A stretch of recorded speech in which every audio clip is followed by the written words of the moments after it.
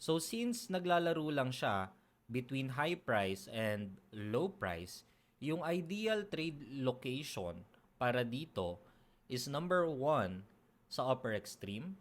Okay? Pwede tayong mag-short dito. The number two sa lower extreme, pwede tayong mag-long. Hi guys, dito sa video na to, pag-usapan natin kung paano ba tinitrade yung ranging or sideways market condition. So, ano ba yung ranging or sideways market condition?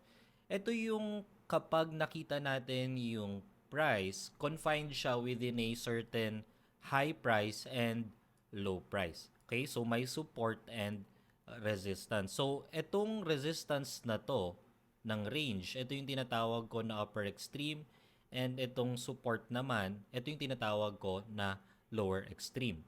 So, yung ranging market, naglalaro lang siya dito sa price range na to. Okay? Now, paano ba natin masasabi na nasa ranging na yung market condition? So, naghihintay ako ng dalawang rejection sa lower extreme and dalawang rejection sa upper extreme. Okay? Now, kapag meron na ako nito, that means nasa ranging na yung market, right? So, I'll give you an example dito sa Canadian Swiss franc 4-hour time frame. Basically, nasa sideways or ranging market tayo.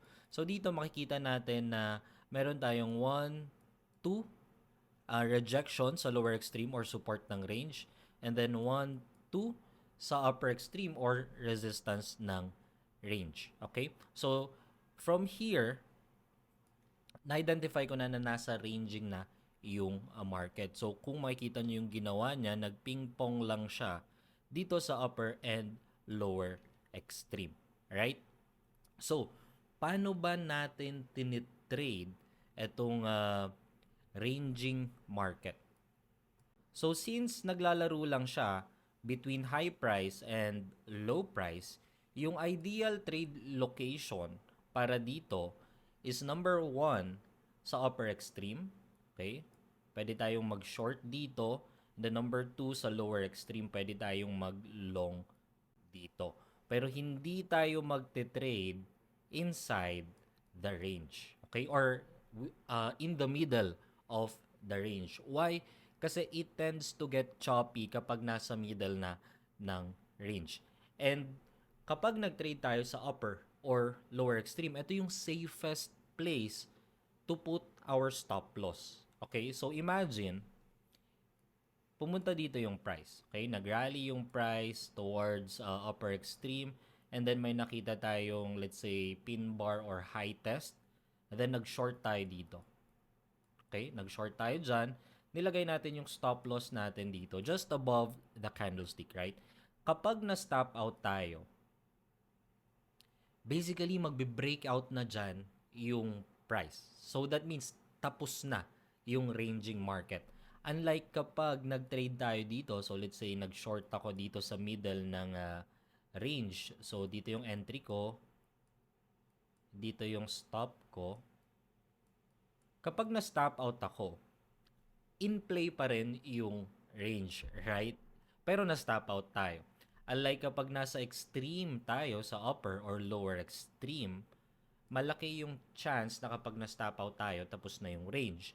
And also, mas mabibigyan tayo ng good risk to reward ratio kasi yung gagawing natin target is yung upper or lower extreme. Okay?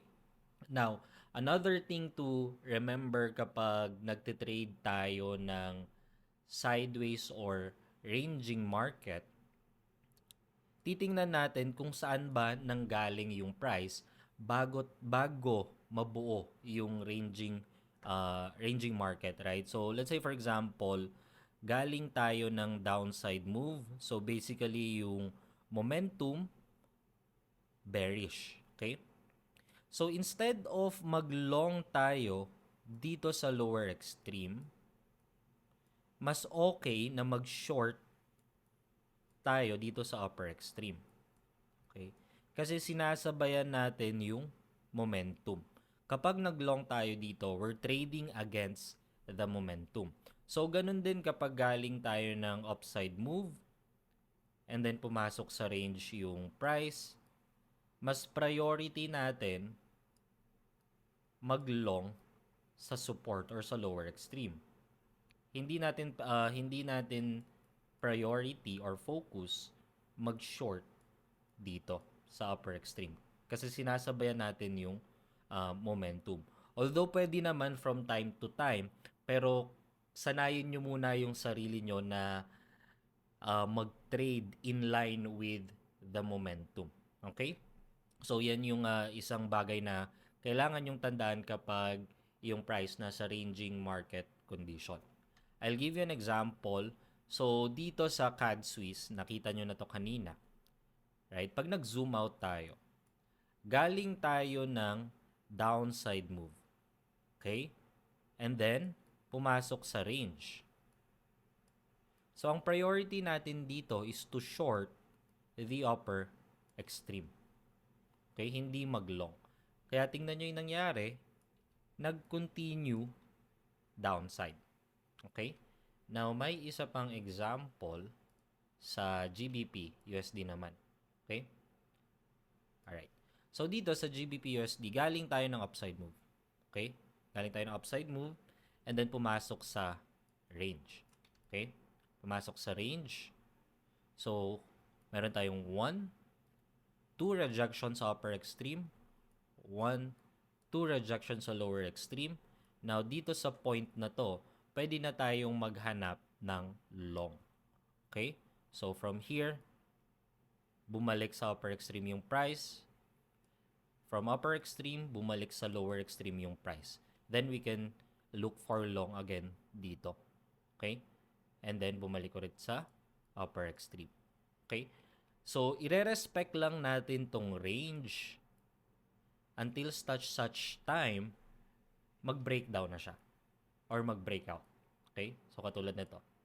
Nag-breakdown, na-invalidate na itong range na to. Okay? So, remember na kapag magte-trade tayo ng range, kailangan muna ma-identify natin to as range, right? Ma-confirm natin by having 2 rejections sa upper extreme and 2 rejections sa lower extreme. Okay?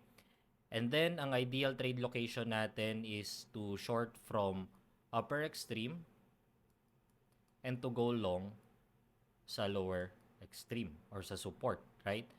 And then, kailangan din nating tandaan, lastly, ititrade natin yung range in line dun sa prior direction niya. So, kung galing tayo ng downside, mas priority natin mag-short sa upper extreme or resistance.